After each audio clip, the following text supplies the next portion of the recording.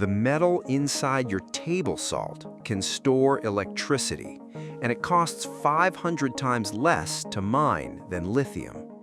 A Tesla Powerwall stores solar energy for roughly $10,000. The same amount of storage built from sodium, the metal in salt, costs around $25 in raw materials. Same physics, 500 times cheaper material. MIT Technology Review named sodium-ion batteries one of the top 10 breakthrough technologies of 2026. China already has one running at grid scale, feeding power to 12,000 homes, built from a metal you shake onto your food.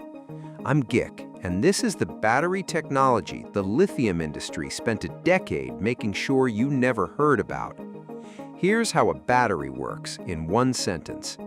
Ions move from one side to the other through a liquid in the middle. That movement creates electricity.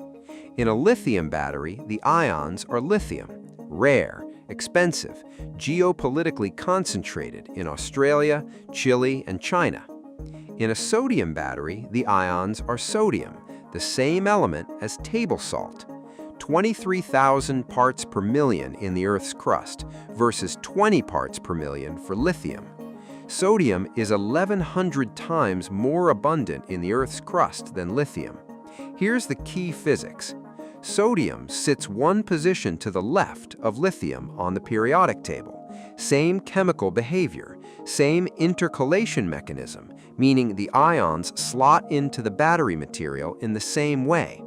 This is why sodium batteries work, not because someone invented something new, because sodium and lithium are chemical neighbors, and sodium is practically free. The University of Surrey published research in the Journal of Materials Chemistry in 2026 showing that sodium vanadium oxide, a sodium-based material, stores nearly twice as much charge as previously thought possible.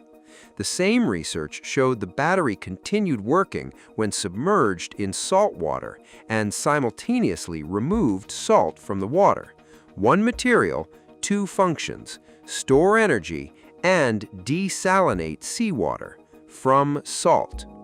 Here are the numbers that matter. Lithium-ion battery cells in 2026 cost roughly $110 per kilowatt-hour of storage. Sodium-ion battery cells in 2026 cost $55 to $70 per kilowatt-hour. That is already 30 to 50% cheaper, and the raw material cost gap is far larger because sodium can be extracted from seawater, salt lakes, and industrial waste at essentially zero commodity risk. CATL, the world's largest battery manufacturer, rolled out grid-scale sodium cells in 2026 with commercial production underway. The Datang Hubei sodium storage station in China came online in 2024. It stores enough power for 12,000 homes, built from sodium, the same element in your kitchen cabinet. MIT Technology Review's 2026 breakthrough list placed sodium-ion batteries at the top. A Tesla Powerwall, 13.5 kilowatt-hours of storage, costs $9,000 to $13,000 installed. The same storage capacity in sodium-ion cells at current prices, under $900 in cells alone. That gap will only widen as sodium-ion manufacturing scales. Sodium-ion batteries were not invented recently.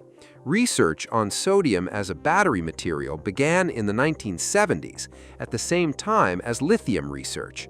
Both materials were studied side by side at the same universities. Both showed promise.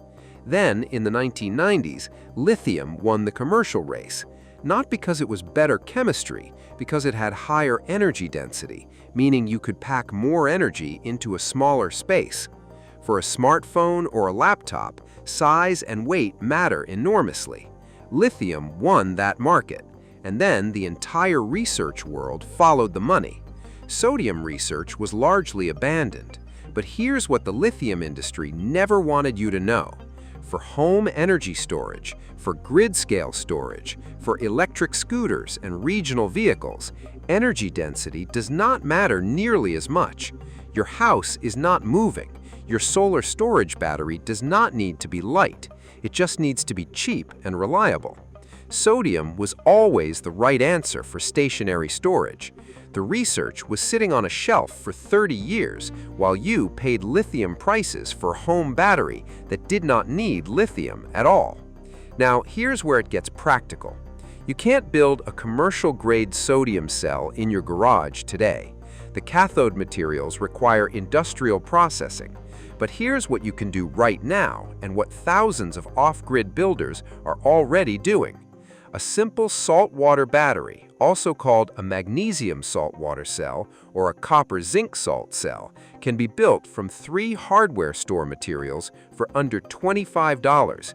It won't replace a Powerwall, but it will power small loads, LED lights, sensors, low-draw electronics, indefinitely for free. Here's the simplest version. Part 1, zinc strip or zinc strip, found at any hardware store as zinc flashing or zinc anode material, $5 to $8. Part 2, copper plate or copper strip, copper flashing or copper sheet, $5 to $8. Part 3, saltwater electrolyte, 1 tablespoon of table salt dissolved in 1 cup of water, free. Here's the assembly. Place the zinc strip on one side, place the copper strip on the other. Submerge both in the saltwater solution.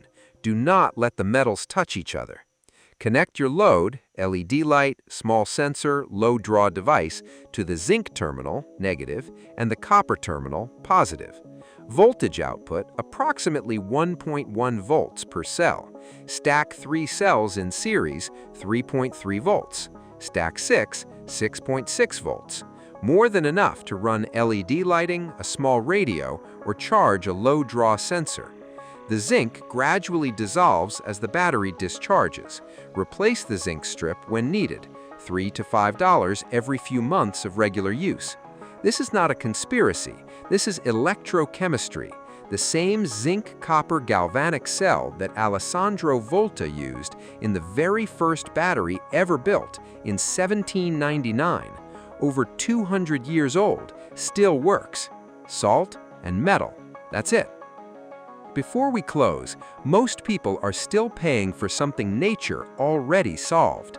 Every build on this channel, the copper coil, the earth tube, the prism, the Malkoff, and now the salt battery, is documented in one complete guide. Full blueprints, step-by-step installs, zero guesswork, real physics. Link is in the description below, also pinned in the comments. And if you have a question about which system fits your home, free consultation, just ask. One honest conversation.